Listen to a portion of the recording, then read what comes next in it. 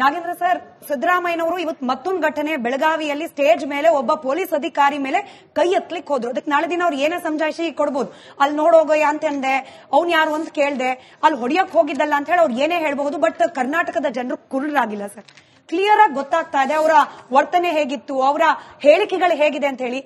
ಈ ರಾಜ್ಯದ ಜನರು ಬಹುಮತವನ್ನ ಕೊಟ್ಟು ಆಯ್ಕೆ ಮಾಡಿರುವ ಸರ್ಕಾರದ ನಾಯಕ ಸಿದ್ದರಾಮಯ್ಯನವರು.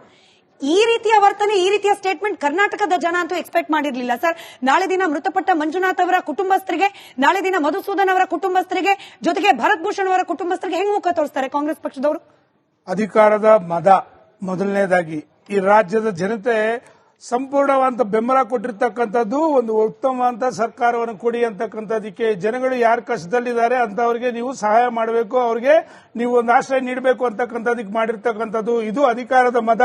ಒಂದು ಮಾತನ್ನು ಹೇಳ್ತಾರೆ, 26 ಜನ ಯಾರು ಸತ್ರು, 26 ಜನ ಸತ್ರಲ್ಲ, ಈಗ ನಾವೇನಾದ್ರೂ ಅವ್ರ ಮೇಲೆ ಯುದ್ಧ ಮಾಡಕ್ ಹೋದ್ರೆ ಅವ್ರು ಬರ್ತಾರ ವಾಪಸ್ ಅಂತ ಹೇಳಿ ಅವ್ರಿಗೊಂದು ಮಾತನ್ನು ಪದೇ ಒಂದು ಮಾತನ್ನು ಹೇಳ್ತಾರೆ, ಭದ್ರತಾ ವೈಫಲ್ಯ ಅಂತಾರಲ್ವಾ.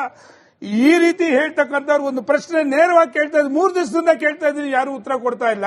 ಹಾಗಾದ್ರೆ ಶ್ರೀಮತಿ ಇಂದಿರಾ ಗಾಂಧಿ ಅವರು ಅವ್ರ ಮನೆ ಒಳಗಡೆ ಹೊಡೆದ್ರಲ್ಲ, ಎಲ್ಲೋಗಿತ್ತು? ಹಾಗಾದ್ರೆ ನಿಮ್ ಸರ್ಕಾರ ಇದ್ದಾಗ ರಾಜೀವ್ ಗಾಂಧಿ ಅವ್ರು ನೋಡಿದ್ರಲ್ಲ, ಅವತ್ತೆಲ್ಲೋಗಿತ್ತು? ಇವತ್ತು ಯಾರ ಜೊತೆ ನೀವು ಇದ್ದೀರಾ ಹೋಗ್ಲಿ, ಅದಾದ್ರೂ ಗೊತ್ತಾಗಬೇಕಲ್ಲ.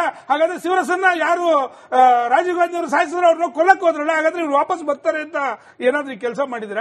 ಸ್ವಲ್ಪ 140 ಕೋಟಿ ಜನ ಕೂಡ ಇವತ್ತು ಒಕ್ಕಲಿನಿಂದ ಹೇಳ್ತಾ ಇದ್ದಾರೆ, ಇದು ಈ ರೀತಿ ಆಗಿರ್ತಕ್ಕಂಥದ್ದು ದುರಂತ, ಜನಸಾಮಾನ್ಯರ ಮೇಲೆ ಈ ರೀತಿ ಹಲ್ಲೆ ಆಗಬಾರ್ದು. ಮತ್ತೊಂದು ಮಾತನ್ನು ಹೇಳ್ತಾ ಇದ್ದೀವಿ, ಯಾರೋ ಈ ತಿಮ್ಮಾಪುರ ಮತ್ತೆ ನಮ್ಮ ಲಾಡ್ ಇವರೆಲ್ಲ ಹೇಳ್ತಿದಾರಲ್ಲ, ಇವರಿಗೆಲ್ಲ ದಯಮಾಡಿ ಇಲ್ಲಿ ನಮ್ಮ ಹಿರಿಯರೆಲ್ಲ ಕೂತಿದ್ದಾರೆ, ಅವ್ರಿಗೊಂದು ಮಾತು ಹೇಳ್ತಾ ಇದ್ದೀನಿ, ತಾವೆಲ್ಲ ಒಕ್ಕಲಿನಿಂದ ಒಂದು ಮಾತು ಹೇಳಿ, ಒಂದು ದಿನ ಒಂದು ಗನ್ ತಗೊಂಡು ಹೋಗ್ಬಿಟ್ಟು ಅಲ್ಲಿ ಎಲ್ಲಾದ್ರೂ ಚಳಿ ನಿಲ್ಲಿಸಿ, ಅವ್ರನ್ನ ಗೊತ್ತಾಗುತ್ತೆ ಬೆಳಿಗ್ಗೆಯಿಂದ ಸಂಜೆ ತನಕ ನೀವು ಪಡ್ತಾ ಇರ್ತಕ್ಕಂಥ ಕಷ್ಟ ಏನು, ನಾವಿಲ್ಲಿ ಅನುಭವಿಸ್ತಾ ಇರ್ತಕ್ಕಂಥ ಎಂಜಾಯ್ಮೆಂಟ್ ಏನು ಅಂತಕ್ಕಂಥ ಗೊತ್ತಾಗಬೇಕು. ಅಂತಂದ್ರೆ ಬಾರ್ಡರ್ ಅಲ್ಲಿ ಒಂದಿನ ಅವ್ರನ್ನ ನಿಲ್ಲಿಸಬೇಕು, ಬೆಳಿಗ್ಗೆಯಿಂದ ಸಾಯಂಕಾಲ ತನಕ ಗೊತ್ತಾಗುತ್ತೆ ನಿಮ್ ಕಷ್ಟಗಳೇನು ಅಂತ ಹೇಳಿ. ಅಂತಲ್ವಾ ಸರ್, ಯುದ್ಧ ಬೇಡ ಅಂತ ಹೇಳ್ತಿರೋದು?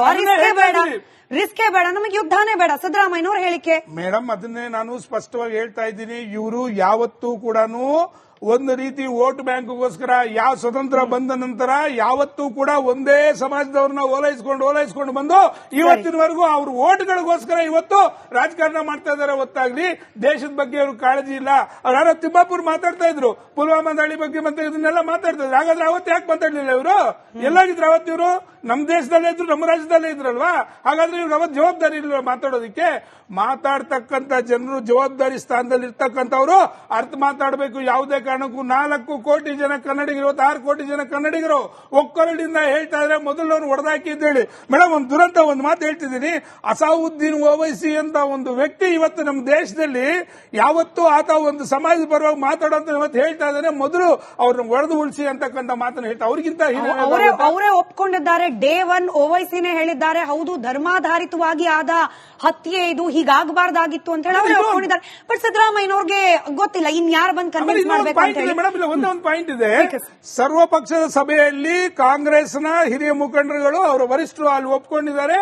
ನಮ್ಮ ದೇಶ ಯಾವ ಸರ್ಕಾರ, ನಮ್ಮ ಭಾರತ ಸರ್ಕಾರ ಏನ್ ನಿಲುವು ತಗೊಳ್ಳುತ್ತೋ ಅದಕ್ಕೆ ನಾವು ಬದ್ಧ ಅಂತ ಹೇಳಿ. ಇವ್ರು ಯಾರು ಹೇಳಿಕೆ ಕೊಡೋದಿಕ್ಕಲ್ಲಿ?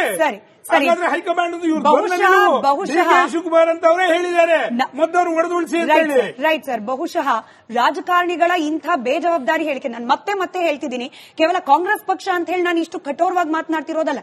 ಇವತ್ತು ಬಿಜೆಪಿ ಆಡಳಿತದ ಸರ್ಕಾರ ಇದ್ದು ಬಿಜೆಪಿಯ ಯಾರೇ ನಾಯಕರು ಹಿಂಗ್ ಮಾತನಾಡಿದ್ರು, ಇವತ್ತು ಮಹಾಭಾರತದಲ್ಲಿ ಇದೇ ವಿಚಾರ ಚರ್ಚೆ ಆಗ್ತಾ ಇದೆ. ಬಹುಶಃ ಈ ರೀತಿಯ ರಾಜಕಾರಣಿಗಳ ಬೇಜವಾಬ್ದಾರಿಯುತ ಹೇಳಿಕೆ ನಾಗರಿಕರಿಗಿಂತ ಹೆಚ್ಚಾಗಿ ಘಾಸಿ ಉಂಟು ಮಾಡೋದು ಯೋಧರಿಗೆ. ನನ್ನ ಕಲೀಗ್ ನಾಗೇಂದ್ರ ಬಾಬು ಇದ್ದಾರೆ, ಅನೇಕ ನಿವೃತ್ತ ಯೋಧರು ಇವತ್ತು ನಮ್ಮ ಸ್ಟುಡಿಯೋದಲ್ಲಿದ್ದಾರೆ. ರಾಜಕಾರಣಿಗಳು ಇಂಥ ವಿಚಾರದಲ್ಲೂ ಕೂಡ ರಾಜಕಾರಣ ಮಾಡಿದ್ರೆ ಯೋಧರಿಗೆ ಹಾಗೆ ನಿವೃತ್ತ ಯೋಧರ ಮನಸ್ಸಿಗೆ ಆಗೋ ಘಾಸಿ ಎಂತದ್ದು ಬಹುಶಃ ಮಾತನಾಡ್ತಾ ಹೋಗ್ಬೋದಂತ. ಸರ್, ವೇಣುವರಿದ್ದಾರೆ ನಮ್ಮೊಂದಿಗೆ. ವೇಣುವರೇ, ನೀವು ಬಾರ್ಡರ್ನಲ್ಲಿ ಸೈನಿಕ ಸೇರಿದ್ದು ಇದೆಲ್ಲವನ್ನು ಕೂಡ ನಮ್ಮ ಕಣ್ಮುಂದೆ ನಾವು ಗಮನಿಸಿದಾಗ ಫಿಲಮ್ ಅಲ್ಲಿ ನಾವು ನೋಡ್ತೀವಿ ಅಷ್ಟೇ. ನಾವಿಲ್ಲಿ ಕುತ್ಕೊಂಡು ಏನೇ ಮಾತಾಡ್ಬೋದು, ಅಲ್ಲಿನ ಕಷ್ಟ, ನೀವು ಗಡಿ ಕಾಯುವಂತಹ ಒಂದು ಸಂದರ್ಭ, ಇದೆಲ್ಲವನ್ನು ನೆನೆಸ್ಕೊಂಡಾಗ ಇವತ್ತಿನ ರಾಜಕಾರಣಿಗಳು ಈ ಹೇಳಿಕೆಗಳನ್ನ ಕೇಳ್ತಾ ಹೋದ್ರೆ, ಪಾಲ್ಗಾಮಲ್ಲಿ ಆದಂತ ಅಟ್ಯಾಕ್ ನ ವಿಚಾರವನ್ನ ಗಮನದಲ್ಲಿ ಇಟ್ಕೊಂಡು ಮಾತಾಡೋದಾದ್ರೆ ಏನ್ ಅನ್ಸುತ್ತೆ ನಿಮ್ಗೆ? ನೋಡಿ, ಇದೊಂದು ಬಹಳ ದುರಂತ.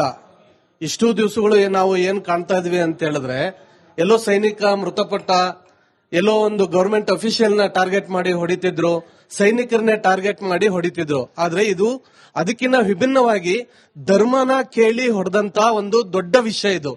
ಇಡೀ ವಿಶ್ವದಲ್ಲಿ ಇದ್ರ ಬಗ್ಗೆ ಚರ್ಚೆಗಳಾಗ್ತದೆ.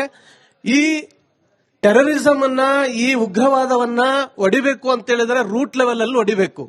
ಇದು ರೂಟ್ ಲೆವೆಲ್ ಅಲ್ಲಿ ನಾವು ಕಿತ್ತಾಕ್ಲಿಲ್ಲ ಅಂತ ಹೇಳಿದ್ರೆ ಇದು ಮತ್ತೆ ಮತ್ತೆ ಬರ್ತಾ ಇರ್ತದೆ. ಎಷ್ಟು ಸೈನಿಕರನ್ನ ನಾವು ಬಲಿ ಕೊಡಬೇಕು, ಎಷ್ಟು ನಾವು ನಮ್ಮ ಸಾಮಾನ್ಯ ಮನುಷ್ಯರನ್ನ ಟೂರಿಸಂ ನಲ್ಲಿ ಬಂದಂತ ಆ ವ್ಯಕ್ತಿಗಳನ್ನ ಹೊಡಿತಾರೆ, ಧರ್ಮನ ಕೇಳಿ ಪ್ಯಾಂಟ್ ಬಿಚ್ಚಿ ಹೊಡಿಸ್ತಾರಂತೇಳಿ ಅವರ ಮನಸ್ಥಿತಿಯನ್ನ ನಾವು ಇವತ್ತು ಆಲೋಚನೆ ಮಾಡಬೇಕಾಗಿದೆ. ಒಬ್ಬ ಯೋಧನಾಗಿ ನಾನು ಏನ್ ಹೇಳ್ಬೇಕು ಅಂತ ಹೇಳಿದ್ರೆ, ನಾವು ಸನ್ನದ್ಧವಾಗಿದ್ದೇವೆ. ಇಡೀ ವಿಶ್ವಕ್ಕೆ ನಮ್ಮ ಸೇನೆಯ ಬಲವನ್ನ ನಾವು ಈಗಾಗಲೇ ಹಲವಾರು ಬಾರಿ ಪಾಕಿಸ್ತಾನಕ್ಕೆ ತೋರಿಸ್ಕೊಟ್ಟಿದ್ದೇವೆ. 65ರಲ್ಲಾಗಿರ್ಬೋದು, 71ರಲ್ಲಾಗಿರ್ಬೋದು, ಈಗಷ್ಟೇ 1999ರಲ್ಲಿ ಕಾರ್ಗಿಲ್ ಯುದ್ಧ ಆಗಿರ್ಬೋದು. ನಾವು 90,000 ಸೈನಿಕರನ್ನ ನಾವು ಕೈಗೆ ಕಟ್ಟಿ ನಿಲ್ಲಿಸಿದಂತ ಒಂದು ಭಾರತ ದೇಶದ ಹೆಮ್ಮೆಯ ಸೈನಿಕರು ನಾವು. ಇವತ್ತು ಇಂಥ ಹೀನಾಯ ಸ್ಥಿತಿಗೆ ಒಂದು ಟೆರರಿಸಂ ನ ಮುಂದೆ ಇಟ್ಕೊಂಡು ಪಾಕಿಸ್ತಾನ ಆರ್ಮಿಯನ್ನ ಇಟ್ಕೊಂಡಿದ್ದಾರೆ. ನಾಚಿಕೆ ಆಗಬೇಕು ಪಾಕಿಸ್ತಾನಕ್ಕೆ. ನಾನು ಹೇಳೋದಿಲ್ಲ ಇಷ್ಟೇ, ನಾವು ಎಲ್ಲದಕ್ಕೂ ಸಿದ್ಧರಾಗಿದ್ದೇವೆ. ನಾವು ಇದಕ್ಕೂ ಮುಂಚೆನೂ ಸಿದ್ಧರಾಗಿದ್ದೇವೆ, ಈಗಲೂ ಸಿದ್ಧರಾಗಿದ್ದೇವೆ. ಪಾಕಿಸ್ತಾನವನ್ನ ಈ ಭೂಪಟದಿಂದ ನಿರ್ನಾಮ ಮಾಡಲಿಕ್ಕೆ ಕೇಂದ್ರ ಸರ್ಕಾರ, ಭಾರತೀಯ ಸೇನೆ ಎಲ್ಲವೂ ಸನ್ನದ್ಧವಾಗಿದ್ದೆ. ಎಲ್ಲ ನಾವು ಒಗ್ಗಟ್ಟಾಗಿ ಒಕ್ಕಲಿನಿಂದ ಇವತ್ತೇನು ಪಾಕಿಸ್ತಾನ ಮಾಡದಂತ ಈ ಕರ್ಮಕಾಂಡವನ್ನ ಖಂಡಿಸಬೇಕು. ನಾವೆಲ್ಲ ಒಗ್ಗಟ್ಟಾಗಿರ್ಬೇಕು. ರಾಜಕೀಯ ವ್ಯಕ್ತಿಗಳು ಏನೇ ಮಾತಾಡ್ಲಿ, ಅವರು ತೆವಳಿಗೋಸ್ಕರ ಮಾತಾಡ್ತಾರೆ. ನಾನು ನೋಡ್ತಿದ್ದೆ ಸಿದ್ದರಾಮಯ್ಯನವರು ಯುದ್ಧ ಬೇಡ, ನಾವು ಶಾಂತಿಯನ್ನ ಕಾಪಾಡಬೇಕು. ಎಷ್ಟು ದಿನ ನಾವು ಶಾಂತಿಯನ್ನ ಕಾಪಾಡಬೇಕು? ಈಗ ನಿಮ್ಮ ಪ್ರಕಾರ ರಿವೆಂಜ್ ಬೇಕೇ ಬೇಕು ಅಂತ? ಎಸ್, ನಾವು ಶಾಂತಿ ಅಂತ ಹೇಳಿ ನಮ್ಮ ಹತ್ರ ಬಂದಾಗ ನಾವು ಶಾಂತಿಯನ್ನ ಕಾಪಾಡಬೇಕು. ಟೆರರಿಸ್ಟ್ಗಳು ನಾವು ಏನ್ ಮಾಡ್ತಾ ಇದ್ದಾರೆ, ನಮ್ಮನ್ನ ಸಾಯಿಸ್ತಾ ಇದ್ದಾರೆ. ನಾವು ಬರೀ ಶಾಂತಿಯುತವಾಗಿ ನಾವು ಜೆಂಡವನ್ನ ಹಿಡ್ಕೊಂಡು ನಾವು ಶಾಂತಿಯಿಂದ ಯುದ್ಧ ಮಾಡಬೇಕು ಅಂತ ಹೇಳಿದ್ರೆ ಆಗುತ್ತಾ? ರಾಜತಾಂತ್ರಿಕವಾಗಿ ಏನು ಮಾಡ್ತಾ ಇದ್ದಾರೆ ಅದಕ್ಕಿಂತ ಘನಘೋರವಾಗಿ ಟೆರರಿಸ್ಟ್ ಅವರ ರೂಟ್ ಲೆವೆಲ್ ಹೋಗಿ ನಾವು ಹೊಡಿಬೇಕು. ಪಾಕಿಸ್ತಾನ ಅದಕ್ಕೆ ಅನುಮತಿ ಕೊಡುತ್ತಾ ನಮ್ಗೆ? ಅವರ ದೇಶದಲ್ಲಿ ಹೋಗಿ ನಾವು ಉಗ್ರರನ್ನ ಹೊಡಿಲಿಕ್ಕೆ ನಾವು ಹೋಗ್ತಾ ಇರೋದು. ನಾವು ಸಾಮಾನ್ಯ ಜನರನ್ನ ನಾವು ಹತ್ಯೆ ಮಾಡ್ಲಿಕ್ಕೆ ಹೋಗ್ತಾ ಇಲ್ಲ.